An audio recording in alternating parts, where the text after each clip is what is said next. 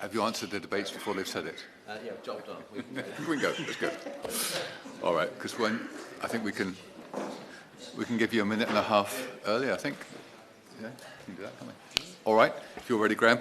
Order, Graham Morris to move the motion. Thank you very much, and it's a pleasure to serve under your chairmanship, Sir Gary. And for the record, I must declare that I have an interest as a member of Unite the Union, chair of the Unite Parliamentary Group. I'm also members of the RMT Parliamentary Group and the ASLEF Parliamentary Group. And I'm also a member of the Transport Select Committee.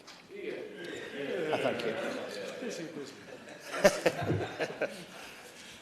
For several years, industry organisations like the Railway Industry Association, trades unions and manufacturers have urged timely action to prevent significant job losses in rail manufacturing here in the UK. The industry employs over 30,000 people in the United Kingdom and contributes at least £1.8 billion in gross value added annually. It's currently facing a very dangerous, indeed critical situation, and I know the Minister, who formerly was chair of the Transport Select Committee, is very familiar with the situation. Indeed, I'm fully aware, because I've engaged with him on a number of occasions recently and during the course of the Select Committee. He understands the nature of the problem. In December of last year, Sir Gary, I raised an urgent question following evidence from Nick Crossfield, who's Alstrom's managing director, Alstrom based in Derby, who'd given evidence to the Transport Select Committee. And he impressed on the committee the need for urgent action being required from the government to expedite the bidding process for new British manufactured trains. It's now 4 months later, and it's clear the government has been too slow to prevent potential job losses at the Derby train manufacturer. Similarly, Sir Gary, I met with workers at the Hitachi train manufacturing factory, which is in Newton Aycliffe. It's actually next door to my Easton constituency, also members of Unite the Union. And they're warned that we could see redundancies as early as June this year if the government continue to drag its heels on extending the contract to build further trains for the West Coast Main Line. I must point out, by way of background, that British Railways are rooted in the northeast of England. The Stockton and Darlington Railway was inaugurated in 1825. Indeed, it was the world's first passenger railway. It also linked the coal mines near Shildon in County Durham to the River Tees at Stockton, facilitating coal exports from Teesport. The Stockton and Darlington Railway's success, alongside growing demand for transport, improved the network, spurred the development of a national railway network. Indeed, the railways transformed Britain, enabling all social classes to travel further, and the network was developed to move coal from thriving collieries in County Durham to global markets. County Durham continues, however, to struggle with the legacy of the loss of its coal industry, with limited skilled employment due to insufficient investment and levelling up efforts, alongside a lack of a coherent industrial strategy under successive Conservative governments. In 2015, Hitachi opened their plant in County Durham, bringing skilled jobs to the region, reviving the North East's rail manufacturing tradition after 90 years. There are 750 skilled jobs at Hitachi and about 1,500 in the supply chain, and they are really fundamental to the success of the local economy. I might say today, the excellent Sheffield Hallam University have released its third report, The State of the Coalfields in 2024, evidencing a lack of jobs and businesses in the former coalfields despite recent growth. Job density in coalfields is only 57 employee jobs per 100 working age residents, and that compares with a national average of 73 jobs and 88 per 100 in major regional centres. So there's a long way to go. There is a disparity there. This new report from Sheffield Hallam illustrates as clear as day the ongoing struggle for prosperity in former coalfield communities. I'll give way to my honourable friend. Would my honourable friend also agree? It's not just about the number of jobs that Hitachi have brought to the region, but the improvement in the skill base, because they are training apprentices and increasing the skill base locally by investments in higher education and others, which, again, not only helps Hitachi, but actually helps the regional economy. Absolutely, it's an excellent point that my honourable friend makes. It's the broader benefits to the economy, and indeed the loss of rail manufacturing in both County Durham and in Derbyshire would devastate the respective regional economies and threaten British rail manufacturing. Alstom, Hitachi, Siemens and CAF remain the sole train manufacturers in the UK. And a similar situation arose with the steel industry. It would seem to a reasonable person to be illogical for the government to permit the UK to lose its capacity to build trains, especially as our existing network is in need of modernisation. I know that the Minister and I have fenced about the age of the rolling stock and the age of trains, but the UK still operates trains built before privatisation, with the average age on the Chiltern line estimated at 30 years old. That was in March of last year, and that was from the Office of Road and Rail report. Additionally, nearly half of all operators use trains that are over 22 years old. And the Railway Industry Association have urged the government to upgrade or replace approximately 2,600 vehicles by 2030 and renew around 1,650 diesel trains, which will be 35 years old after 2030. The industry-wide consensus is that our rolling stock is outdated and inefficient. Therefore, my question to the Minister is, why isn't the government protecting British rail manufacturing, especially given the rising demand for new trains to enhance the passenger experience and to meet our net zero targets? In relation to our environmental targets, all 2,898 diesel and 912 bimodal trains in the UK emit CO2 and nitrogen oxides, with nitrous oxide, that's N2O, having various health impacts and being up to 280 times more potent than CO2 in warming the planet over a 20-year period. That's according to the latest IPCC reports to the United Nations. To achieve net zero by 2050, a solution must be found to replace diesel trains used by 14 operators currently, especially since only 38% of the network is currently electrified. Sir Gary, it's inconceivable to my constituents who travel on unreliable second-hand ScotRail Sprinter trains, no offence to my honourable friend from Scotland, built in the 1980s. While the rolling stock company's profits are sky high, and while our UK-based rail manufacturers are crying out for orders, taxpayers are forced to travel on substandard trains purchased with government funds, while subsidies remain at twice pre-pandemic levels. This system is inefficient and does not serve the taxpayer or the travelling public. There are needless links in the chain. The government should streamline the system by directly purchasing trains and bypassing the Roscoes. Indeed, RMT President Alex Gordon and General Secretary Mick Lynch have been very vociferous, voicing concerns about leasing costs, which have risen by over 30% over the past 5 years, while rail industry staff costs have remained static. A decade ago, leasing rolling stock accounted for about 13% of train operating companies' costs. Today, Sir Gary, it accounts for 25% for a quarter. I'd like to ask the Minister if he thinks that is fair, and is this an area where the government are protecting the profits when other areas of their network, including the staffing elements, are facing quite dramatic cuts? Clearly, there's something wrong with the way we procure rolling stock in Britain.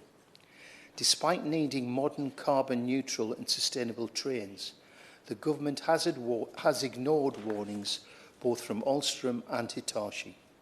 And the Rail Industry Association warned the government that recent administrations are a canary in the coal mine before the potential decimation of train manufacturing in the United Kingdom. Unite the Union warned the industry's performance relies heavily on Alstom Transport and Hitachi Rail, which hold 55.3% of market share. The industry's fate is dependent on key players like Hitachi and Alstom. However, recent forecasts indicate a bleak outlook, with revenues projected to decline at a rate of 8.1% annually over the next 5 years. So Hitachi and Alstom face challenges as their order books require clearing past orders before they can commence construction in setting up production lines for the HS2 trains, which are currently 18 to 24 months behind schedule. Government intervention must go beyond rhetoric to provide tangible support to the industry. I may say, Sir Gary, we're not asking for a bailout, just a commitment to honouring existing contracts and to establish a sensible industrial strategy for the industry. Beyond extending existing contracts, a focused industrial strategy is imperative. And there has been research that's been conducted by Make UK that reveals 99% of manufacturers support the need for an industrial strategy. 6 in 10 cite the lack of an industrial strategy as a factor affecting growth in the manufacturing industry. 87% believe a strategy would provide their businesses with a better long-term vision on which to plan investment and future employment plans. So to prevent another Alstom or Hitachi scenario, we must reassure the industry that the government is prioritising its interests. I'm hopeful the Minister is going to give us some positive news, but the consequences of inaction are dire. Jobs and livelihoods are at risk, and it's time now for some decisive action. The industry requires a steady stream of orders to sustain manufacturing and maintenance bases, alongside a proactive approach to replacing retiring engineers. We must abandon costly leasing, opt for direct purchases through government procurement to bolster UK train manufacturing. UK train manufacturing must be central to a long-term rail and industrial strategy, driving economic growth, innovation, and meeting our future transport needs. Thank you. Is that this House has considered the future of rail manufacturing. Colleagues, we have just over 20 minutes, 25 minutes actually, so if you aim for 5 minutes each, then that should all work. Paul Howell. Thank you, Sir Gary. And credit to the member for Easington for bringing this critically important debate. And I'll try and skip bits of this as I go through. When talking about the future of rail manufacturing, it really is worth reminding what the member for Easington's already said. The home of railways is in the Stockton and Darlington Railway in the North East. I'm sure that the Minister's aware the oldest platform is in Hynton, where the Aycliffe levels are, which is where Locomotion 1 was first placed on the line and started the whole passenger railway situation. Rail is in our blood in the North East, and obviously the Minister would be very welcome to come and see these places for himself. It's important that we get our history there as well, and we look after the stations that are there. But railways are an industry not just of the past, they're clearly of the future. We saw the growth of the railways, but it declined as the motor car grew, and it's now coming back again. It's important that we've got sustainable and environmentally acceptable modes of transport. Rail is the key connector for passengers and freight in a cleaner, greener world, and rail undeniably has an exciting and developing future. But this future needs to include the Hitachi factory in my constituency that's already been mentioned. Hitachi brought investment and innovation to both the rail market and the rail economy, the local economy. They're a first-class employer who live up to their tagline of Inspire the Future. I've spoken with many employees and union members who all express how the business consistently looks to develop them and the partnership they have with the local University Technical College is crucial for the people being educated there. The work done by the Hitachi team in Aycliffe since it was opened in September 2015 has been nothing short of spectacular. From a standing start, the employees and management have built a team and facility that anyone would be proud of to have in the constituency, and I was delighted when the Prime Minister went there last year. I hope we can get the Secretary of State there shortly too. The skills and commitment that exist are the foundational base for an exceptional future, and we must not allow them to dissipate. They're a core opportunity to support levelling up in action. But these, as was mentioned earlier, these high standards are not just for the employees of Hitachi. They permeate throughout the local supply chain, the wider industrial base, and Hitachi contribute so many aspects of rail in the UK, whether that be from signalling to rolling stock. They're at the edge of new technologies like battery power, and it's this comprehensive footprint that gives the potential for that is a core component of their current potential contribution to the future of rail in the UK. Our rail manufacturing businesses and their extended supply chains are illustrative of the many areas of resilience we need as a country that have been sorely tested since COVID-19. And what were once reliable sources and supply routes have been tested to destruction, almost to destruction. We have a clear and present need to improve our resilience on everything from food to power generation, and the rail industry sits as a sector with so many skills we need as a country, both for the sector itself and for our broader manufacturing base, and it's imperative we find a way to help it through to the incredible future it can have. We're all aware that the future of rail is coming at us like the proverbial train down the track, Sir Gary. You know, it's got rolling stock orders coming of 3.6 billion, but they're just over the horizon. We're all aware of the investments, whether that be the Northumberland line, whether it be about the potential for Ferryhill Station, whether the need for the Leamside line in the North East. All of these things are critical, but if we can't see past the horizon to where these actual orders are, then unfortunately that runaway train of hope won't get here in time. It needs to get across that valley of uncertainty, and everyone I speak to is ready to help construct that bridge. But we need to understand first the size of the valley. We need to make sure that we can get there. I've met many times with management. I've spoken to the Secretary of State incessantly and the Minister. I've also facilitated a meeting between the unions and the Secretary of State. Everyone understands the complexity of the challenge and has the desire to do their bit to build the bridge. So, I would encourage the Minister and his department to do all they can to help us get clarity on the size of that bridge that needs to be built and do all they can to minimise its size. I'd encourage the companies to be as creative as they can in the work they can find to fill the gap. I know from the immensely positive discussions I've had with the unions that they will be as flexible as possible to do their bit in helping the companies get them and their members across this valley of uncertainty to the future beyond. I would strongly encourage those opposition members who are politicising these concerns and trivialising the ability to solve this as just to make a step back and not play the politics on this.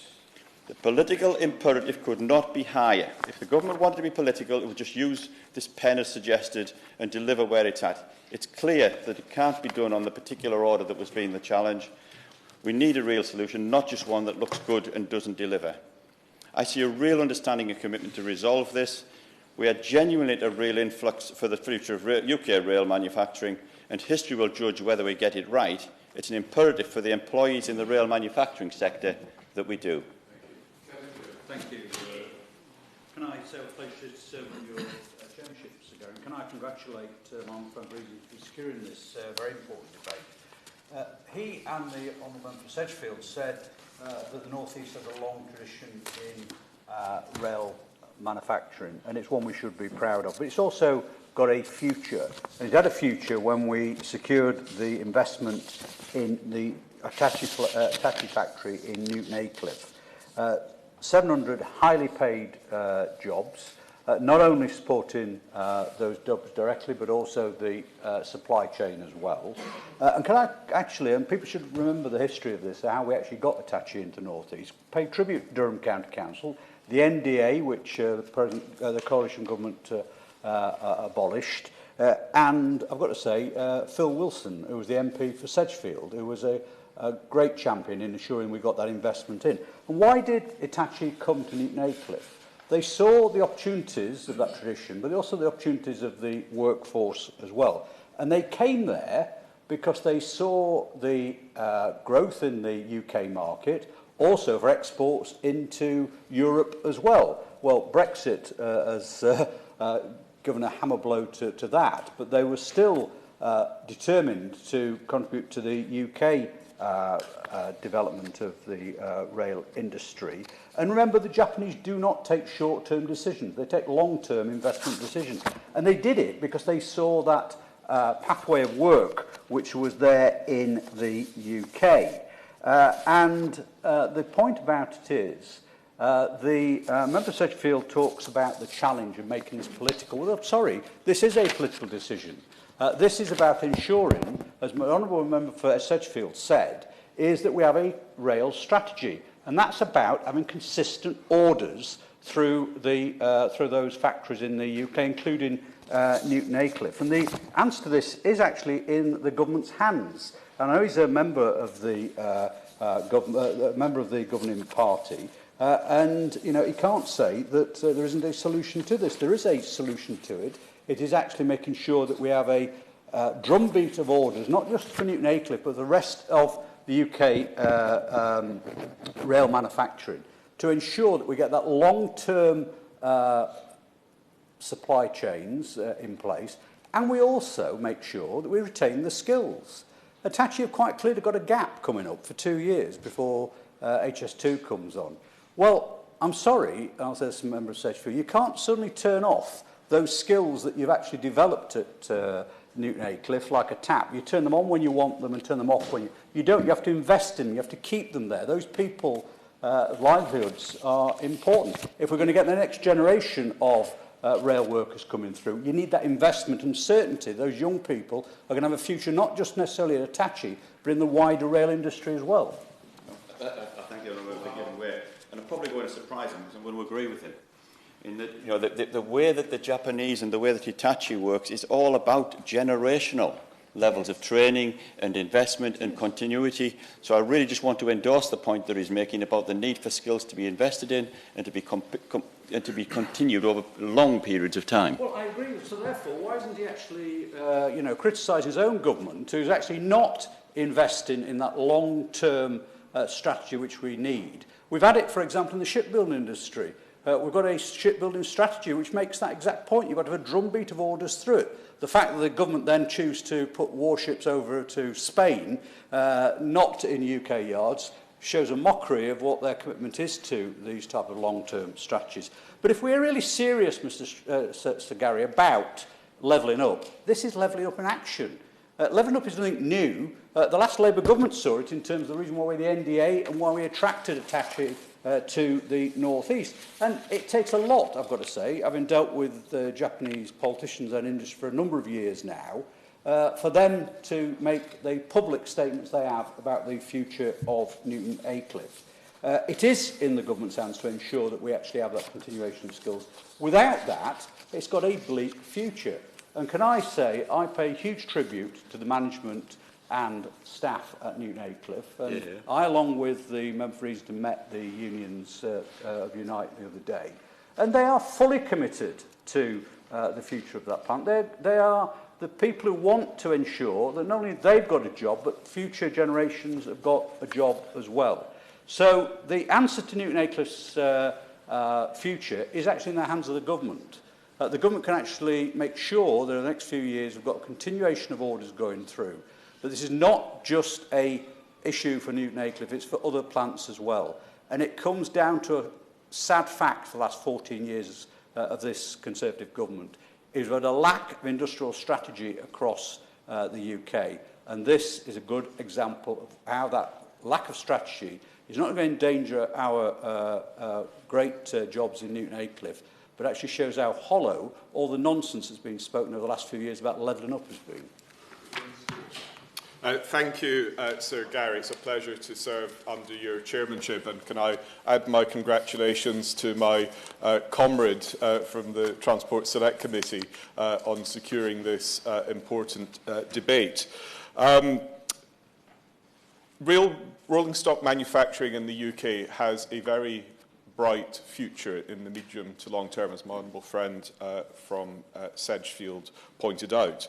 In the coming years, there will be significant new orders, not just HS2, but Northern, Chiltern, ScotRail, South Eastern and others will be putting through considerable orders. The challenge at the moment is how we get over the short-term trough of orders. I'm very heartened that my Right Honourable friend, the Minister, and the Secretary of State are meeting, almost as we speak, Alston and Hitachi and others, to how that can be resolved. And those conversations will be confidential, so I won't press him on it. But the main point I wanted to make today is that these peaks and troughs in the procurement of rolling stock and indeed other parts of rail infrastructure are not a new phenomenon. The industry is, for many decades, have had this tap-on, tap-off approach, and that's something we need to address. And there is an opportunity to do this with the creation of Great British Rail through the, which is being paved the way for by the draft rail reform bill, which my committee is scrutinising. That can, I believe, if it's done in the right way, help to knit together the different objectives of the industry and create that long-term horizon, which will engender the investment that Hitachi, Alstom and others will be willing to do. I don't want to prejudge the outcome of my committee's work, but we've already received considerable written evidence that is a call from the industry. For example, the Rail Industry Association, RIA, have made that point very forcibly. And it's not just about having a strategy of buying new rolling stock. It's actually about what type of rolling stock is needed. And that's where that whole industry perspective in the long term is required. So, for example, an ongoing debate at the moment is the extent and type of electrification in the network. And that debate is evolving because it's not just about electrifying whole lines, because there'll be some lines where the costs of doing that are prohibitive. But you can have, for example, what's known as discontinuous electrification and the use of battery electric trains. To arrive at that point, which I think is eminently sensible, you need to have the industry, the different parts of the industry working together. And that's what I believe GBR can do, and it's one of the areas the committee will explore. The second point I wanted to make, I've only got a little time left. Yes, the procurement of new rolling stock is important, but there's another important part of the rolling stock industry, and that is the refurbishment side. Rolling stock has a long lifespan, 30, 40 years typically, but often halfway through it requires a refresh.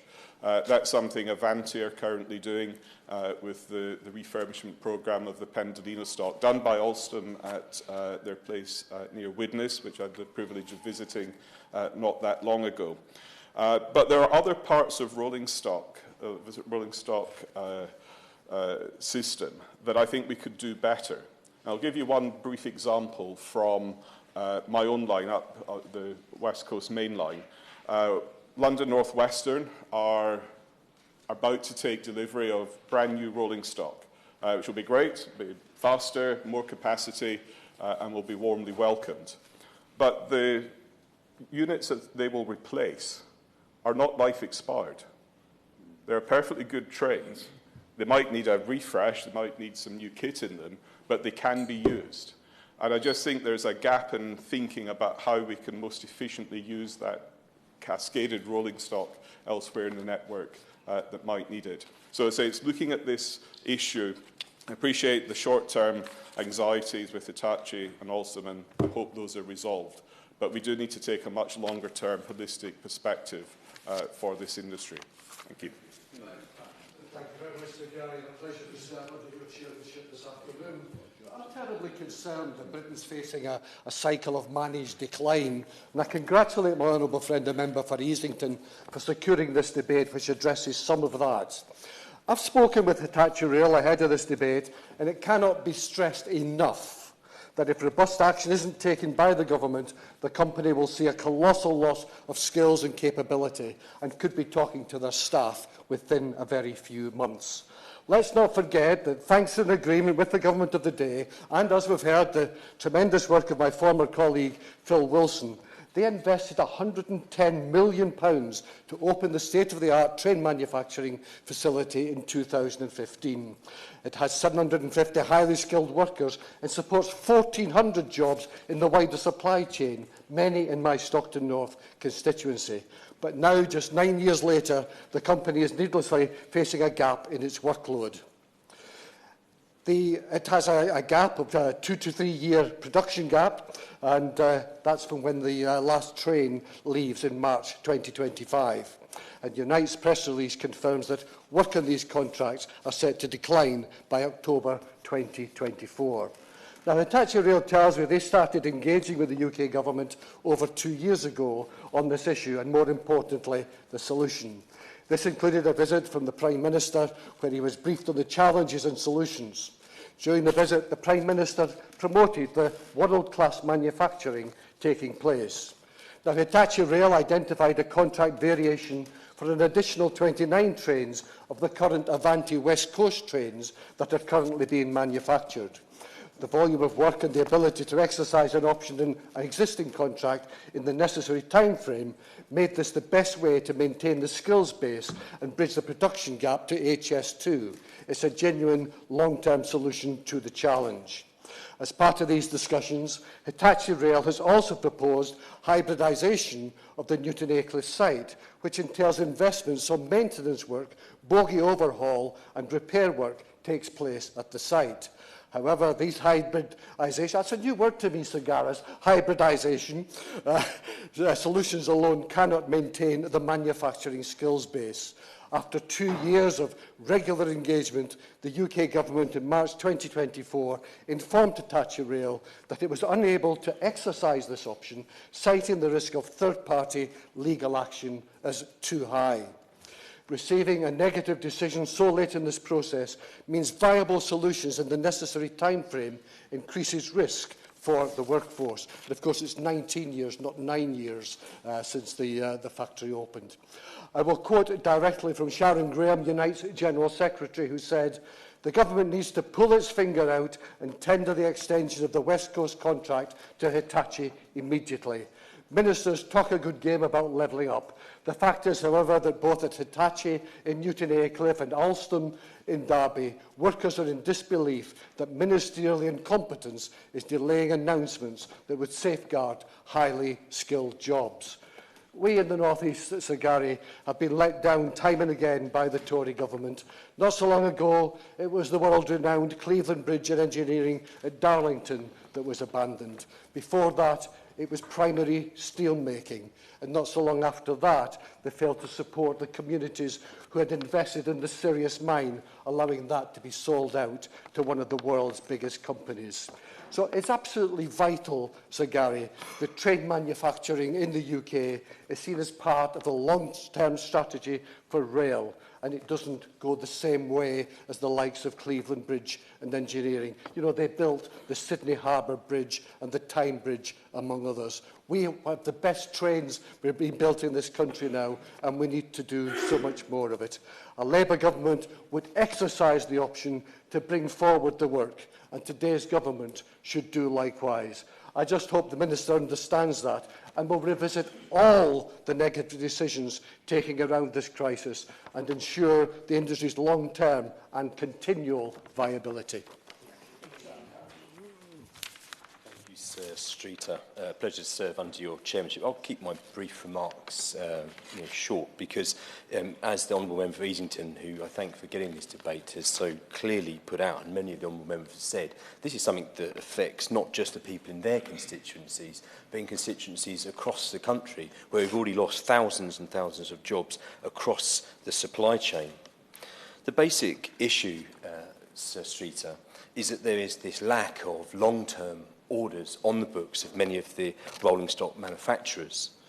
The wasteful Roscoe system we have for leasing doesn't do anything to help the industry, nor indeed the taxpayer, actually. The money that, in my view, could have been saved through having a different system to the leasing one could have at least been going back in supporting the industry right now, because over the last few decades it is in the billions of pounds.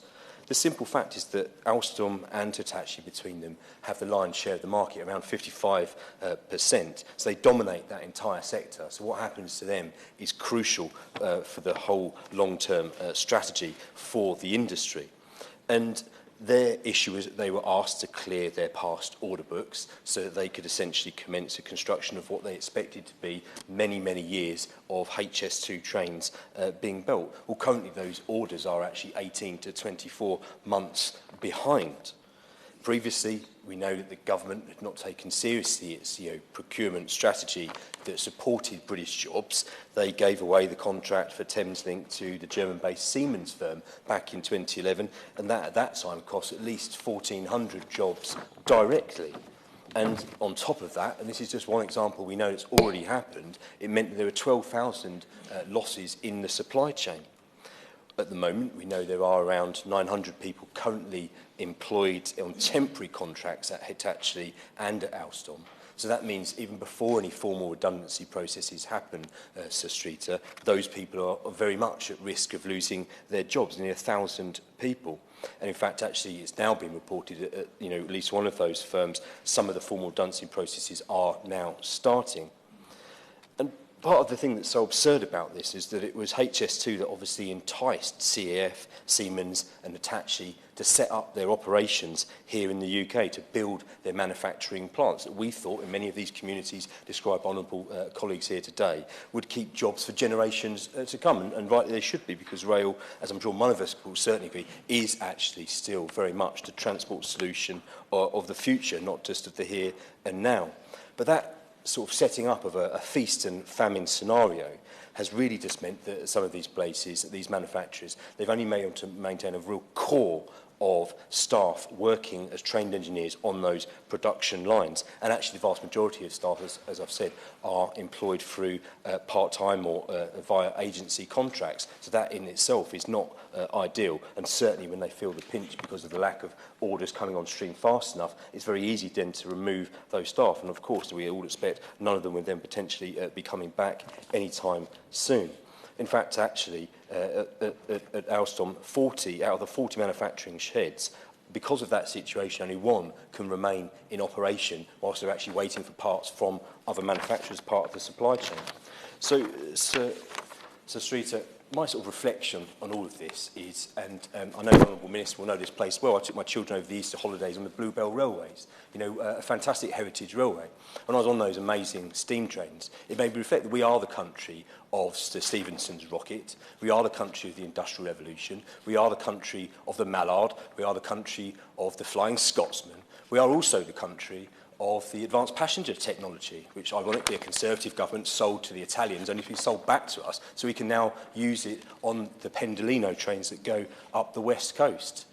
We are also the country of HS1 and work in partnership with our French friends to build the first high-speed rail network under a seabed. We are a nation that is more than capable for more than 150 years of being the foremost rail manufacturing industry country in the world. And I just think that really my sort of plea to the Minister is you have within your hands, within your procurement strategy, within our country's long-term industrial strategy, the power in your hands to make Britain's rail industry great again.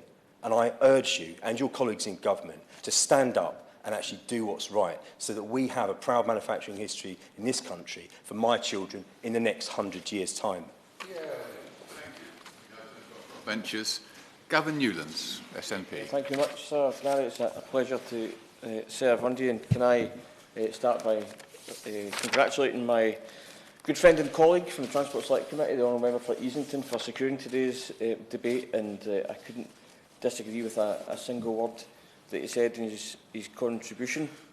Obviously spoke of the Hitachi Newton Cliff plant, which is in his local area, but which is situated in my colleague, Transport Select Committee colleague, the Honourable Member for Sedgefield's constituency, who also made a spirited plea for jobs there.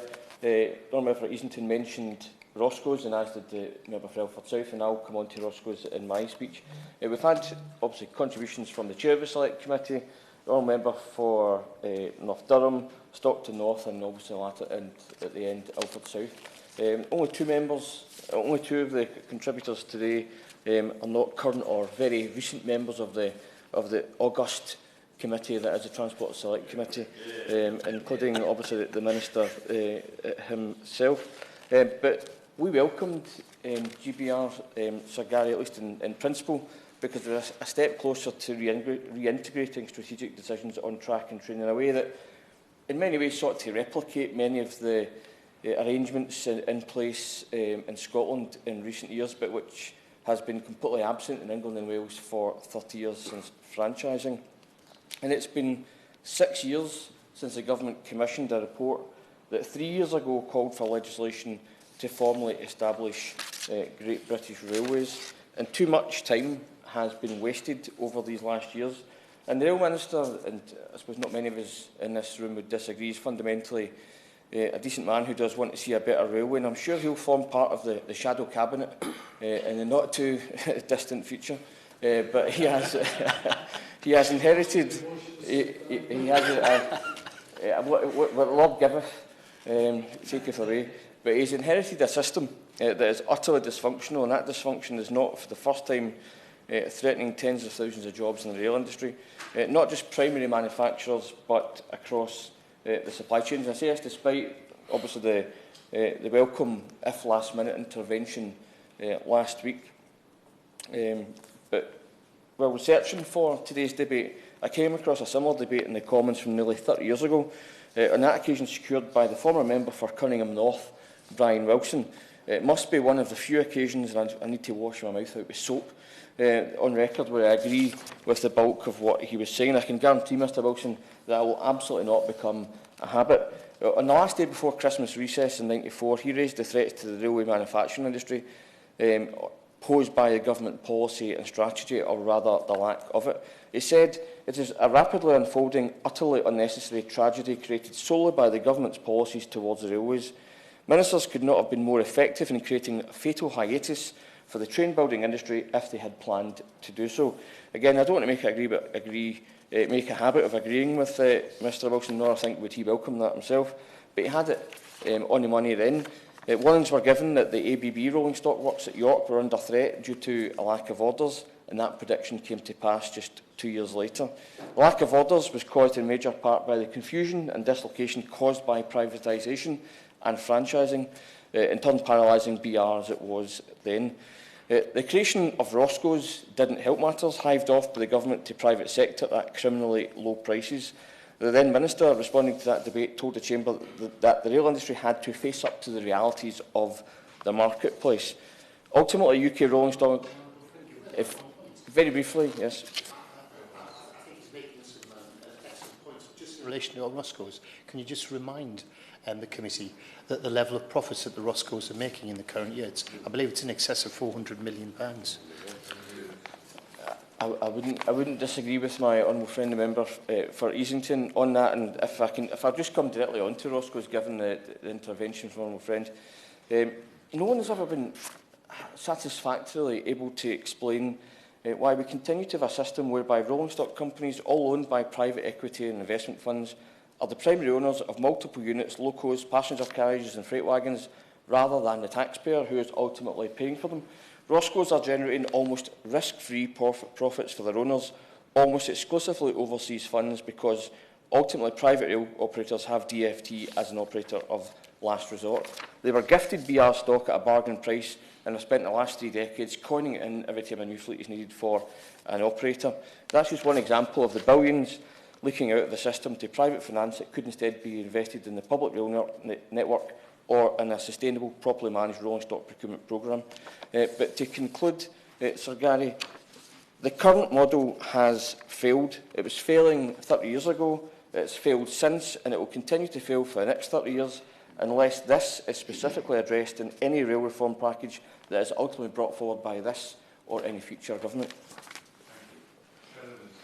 Stephen Morgan. Stephen. Thank you, Sir Gary. It's a pleasure to serve with you in the chair. And I'd like to start by thanking my honourable friend, the member for Easington, for opening this important debate. And in fact, I think this has been a well-informed and timely debate. And I thank all members for their speeches and interventions. My honourable friend for Easington spoke with real knowledge and understanding of the transport network and the current challenges facing rail sector and rail manufacturing. He spoke about the consequences of a lack of an industrial strategy and the value of rail manufacturing jobs, not only to local communities, but also to wider regions, stressing the need to honour existing contracts to help secure the future pipeline of work. And my right honourable friend, the member for North Durham, is absolutely right to say how vital a steady drumbeat of work is to secure rail manufacturing for the future, a point I know he knows very well from his extensive work on shipbuilding, and I thank him for the points that he made. Others make very valuable points with regards to the need for a long-term holistic view of what is needed to securing work for the future, and my honourable friend for Stockton North shared concerns about the delays in ministerial announcements and the implications for this, whilst my honourable friend for Ilford South spoke about government not taking seriously its commitments to support industry and jobs and what that means in terms of putting the sector at risk. Now, Sir Gary, as we've heard, Britain's rail manufacturing is in a state of crisis. 1,300 jobs are at risk at Litchhurst Lane in Derby, a factory which has been making trains for 150 years, and as well as another 700 at Hitachi in Newton Aycliffe. In their supply chains, more than 16,000 jobs are at risk. Now, behind these jobs are people with decades of personal experience and expertise and centuries of family history in our rail sector. Now, when I visited Alstom last year, I met people who were following in the footsteps of their parents and their grandparents and great-grandparents working on that site. Now, they had no plans to leave, but the uncertainty of the past has already caused so many to do so. This uncertainty has, of course, been extremely worrying for those jobs that are at risk and the rail sector as a whole, which has been unable to plan for the years ahead. And the frustrating thing is that this has all been avoidable. Both the Alstom and Hitachi are clear that their uncertain future is thanks to the government's inaction. Now, Sir Gary, ministers have been warned about the feast and famine of rolling stock pipelines for years, yet have continued with the short-term sticking plaster approach, creating a crisis on our rail manufacturing sector as a result. Instead of getting out in front of this problem, the Transport Secretary spent months with his head in the sand, saying a deal to save jobs was out of his hands. As a result, deadlines were missed, skilled workers have left for jobs elsewhere, and supply chain companies have gone bust. Now, contractors like Paintbox went into administration last year when its work in Derby, painting new carriages, dried up. Motherson, which did the wiring on trains, pulled out of the site. And Solar Rail Solutions in Birmingham, which made the doors, appointed administrators earlier this month. Chair, this isn't just about job losses. What the government doesn't seem to recognise is that huge industries cannot simply be turned on and off. Laying off workers means a loss of skill sets that take years to replace. It also means a loss of capability in your British market, meaning less competition, more imports, and rising costs for future procurements. Last week, a last-minute order of Elizabeth Line trains for Derby was finally proposed by the Transport Secretary, but no formal deal has yet been reached. But if that deal is reached, then let's be clear what this will mean. Another short-term sticking plaster which reels the gaping hole in the government's non-existent industrial policy and means we are likely to have Groundhog Day experience with Hitachi in months to come, with more workers fearful of their job security, more families moving away due to uncertainty, and more supply chains companies struggling to survive. I will give way. grateful to him for giving way, and he's aware in my speech I mentioned that the government are using their problem with the risk, the level of risk, in bringing forward some of the procurement. But does he agree with me that we've got to balance that risk with the risk of losing all those skills, from a place like Hitachi? Friend for that intervention. He's absolutely right. We need to bring consistency and clarity to the sector so that the investment can take place. Points that many members have raised today, and I thank him for putting that message on record. So, Chair, this is a time, I believe, when our rail industry needs certainty, stability and leadership. And the managed decline that we've seen from this government is only putting our railway jobs at risk. Therefore, the Minister has many questions to answer today, many already asked by our other honourable members. So I ask him only one today. What is he doing to stop a repeat of what we've seen in Derby over the past year, happening in Newton Aycliffe in the coming months and elsewhere down the line? I look forward to hearing the Minister's response and would like to once again restate my thanks to the member for Easington for tabling this debate. Thank you very much. Minister, to respond, Hugh Merriman, and if you can leave 1 minute or so for the mover of the debate, that would be great. Minister. It's a pleasure. Thank you, Sir Gary, and it's a pleasure to serve under your chairmanship. And I want to start by thanking the honourable member, my good friend for Easington, for securing this important debate on the future of rail manufacturing and on his engaging and impassioned speech this afternoon. He's always a real warrior for the railway and the workforce. And rail, Sir Gary, remains a top priority for this government. It connects people to places, it delivers the goods we rely on, and as we've heard this afternoon, supports jobs in our communities. Turning straight away, if I may, to rolling stock manufacturing. Since 2012, the government has commissioned 8,000 new rolling stock vehicles. That's out of 15,600 we have in total. And it's that which has encouraged 4 train manufacturers to set up shop here in the UK. It's worth stating for the record, because it could have been missed in terms of what's been said so far this afternoon. In 2010, there was only 1 train manufacturer. We now are proud to have and to host 4, and we are very keen to ensure that those 4 thrive and survive, and I'll come to that part further into my speech, Sir Gary. These businesses are now assembling and building trains while bringing growth to local communities. The average age of rolling stock has fallen from 21 years in 2016 to just under 17 years today. I know that my honourable friend pointed to one particular train operator as having a longer tenure, but I tend to look at the entirety of the network, and it is under 17 years today. And that's less than half the average lifespan for a vehicle, which tends to be 35 to 40 years. Britain's modernised fleet of trains offer improved comfort and services to passengers across the country, and while benefiting the UK rail supply chain, which came together to design, manufacture, paint and assemble the new trains, we have a workforce to be proud of. And it's right that train manufacturing is a competitive and commercial market, and of course I'll give way. The comfort of travelling by train. I would like to personally invite him to take a trip with me from Darlington to Saltburn on the train one day, and we'll see what comfort we have to put up with in the Tees Valley. Thank you, Sir Gary. Look, I travel by train all the time, not just on my own line, for which we actually, I believe, have the oldest train stock, but also across the country, because I spend every single week travelling by train across the country. So I'm sure at some point I'll experience that part as well. But the facts don't lie. 8,000 new trains since 2012 out of a total of 15,600. So that shows that there are improvements, but there's more to do, and I'm always keen to do just that. So it is vital, and I'll say this because it's come up, that rolling stock owning companies continue to play their role. The private sector has invested around £20 billion to transform our train fleets for passengers. Trains are major assets, and there will naturally be procurement cycles. Our travel habits have changed since the COVID pandemic, and while passenger numbers are now stabilising, we are still seeing a reduction in revenue.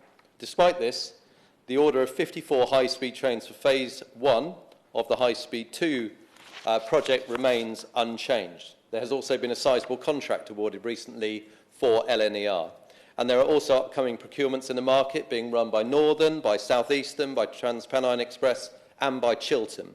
This process will be open to all manufacturers, as is right. Over the next 2 to 3 years, we envisage contracts being signed for over 2,000 new vehicles, with a total value of more than £3.6 billion. Competitions for procurements to upgrade existing rolling stock fleets are also in the works. East Midlands, Chiltern and Cross Country are due to modernise their existing fleets, with several others already underway, such as Avanti West Coast Angel Pendolino fleet refurbishment. Nonetheless, we recognise that some manufacturers face gaps in their order books over the next 2 to 3 years. But I do disagree with the honourable member's claim that the government has not acted quickly enough on potential job losses at Alstom and Hitachi. Both myself and the Secretary of State have been involved in discussions with both companies over several months. This is a complex issue. There are no straightforward solutions, and any intervention must comply with the law while ensuring value for passengers, taxpayers and governments. And as I referenced in the Chamber last week, Sir Gary, Siemens gave us a good example of that by taking the order of HS2 that went to Hitachi and Alstom to court. The department was found to have won on every single point, but that acts as a guiding point for how we have to make our tendering process work. If we don't, and we then award contracts, and then they are ruled unlawful by the courts, then we've just created more uncertainty for the workforce that we're doing our best to help. If I've got time, I'll give. I haven't got time, so I won't give way, I'm sorry. So on Alstom, I'm pleased to report that my right honourable friend, the Transport Secretary, had a constructive meeting last week with Alstom's chairman and CEO and its UK and Ireland director. And we have now entered a period of intense discussion with the company. It would not be appropriate for me to go into the details of these conversations at this stage. Work continues at pace, and I know the Transport Secretary plans to update the House at the appropriate time. With regards to Hitachi, last week the Transport Secretary met Unite's Assistant General Secretary and representatives from Hitachi's Newton Aycliffe plant. I met a representative from Hitachi in Parliament yesterday as well. The Secretary of State was able to explain the facts of the situation, and the government's position, facilitated by my honourable friend, the member for Sedgefield, has assisted greatly. The department remains keen to work closely with Hitachi to help the company find a solution. We strongly encourage Hitachi to continue to engage constructively with us as well. I might also add, Sir Gary, that the future also for our plants is very much focused, and has to be, at exports. Now that we have 4 train manufacturers, it's key for us to work with those manufacturers to get these products that are designed and built in the UK exported abroad so we can grow the plant. I should also just add, when it comes to rail infrastructure investment, we have published a £44 billion 5-year funding settlement for Network Rail's operations, maintenance and renewal activity in 2029, which of course provides further opportunities for UK rail manufacturers and suppliers. If I can just turn very briefly, because the key for this is to continue to investing in rail across the entire network. And our £12 billion that we've just announced to help Northern Powerhouse Rail better connect Liverpool to Manchester and deliver new routes, new stations across the north will of course provide more opportunities for train manufacturers and indeed the rolling stock that will produce them, and that's where the Transpennine route upgrade will help with the Transpennine Express order, which is to market. And of course, Network North also saw our commitment to deliver on the Ferry Hill scheme, subject to a successful business case at each stage. So I thank my honourable friend for Sedgefield for his unwavering comment here. I'll just briefly mention, because it's come up a number of times, and I thank the Select Committee, of which it is noted there are 6 either current or former members in place, for their work carrying through rail reform as the pre-legislative Scrutiny Committee. The chair of the Select Committee is absolutely spot on. It gives us a longer-term, holistic approach to allow the railway to organise itself. One would hope better support industry with that holistic approach. And I'm very grateful for the work that they are doing. Time doesn't allow me to continue, Sir Gary, but I want to conclude by saying that I cannot overstate the role of rail manufacturing in supporting a growing economy. We are really proud of the 4 train manufacturers we now have in this country, and we want to do everything we can to work with them and the individuals working in the wider rail supply chain. Their jobs matter hugely to us. We understand the uncertainty. We are working hard to unblock it. And that's why the government is committed to working with businesses to overcome the challenges and maximise the opportunities ahead, home and abroad. And we work towards our shared ambition to bring track and train together with rail reform and also support our fantastic rail and train manufacturers. Thank you, Sir Gary. Graham Morris to have the final word. Thank very much, Sir Gary. Can I thank you for the exemplary way in which you've chaired this debate this afternoon? Can I thank the Minister for his thoughtful and considered responses? We're all very much aware that he knows the solutions to the problem, and we're seeking to push him to make the decisions that are required in the interests of retaining those jobs directly and in the supply chain as quickly as possible. Can I thank the Honourable and Right Honourable members for Durham North, Portsmouth South, Stockton North, Ilford South, colleagues and comrades from the Transport Select Committee for Paisley and Renfrewshire North, Sedgefield and Milton Keynes South. And can I particularly thank the respective front benches for their response. The position is, without action, we will be modernising or replacing our trains with imported units using taxpayers' money to support thousands of jobs and apprenticeships overseas rather than in the UK. So, Minister, we implore you to act and preserve the jobs that we have, the excellent jobs in our existing manufacturing centres. Thank you. Much. The question is that this House has considered the future of rail manufacturing. As many of that opinion say aye. Aye. Contrary, no. The ayes have it. The ayes have it. Order, order. The sitting stands adjourned. Thank you, everyone. Well done to you.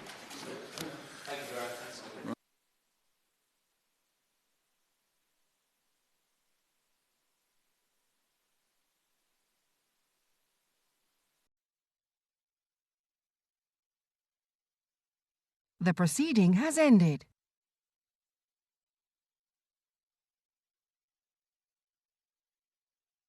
The proceeding has ended.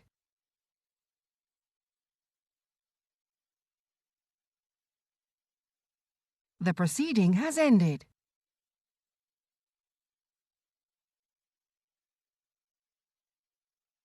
The proceeding has ended.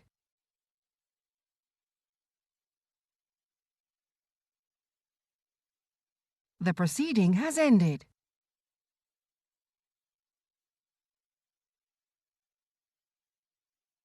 The proceeding has ended.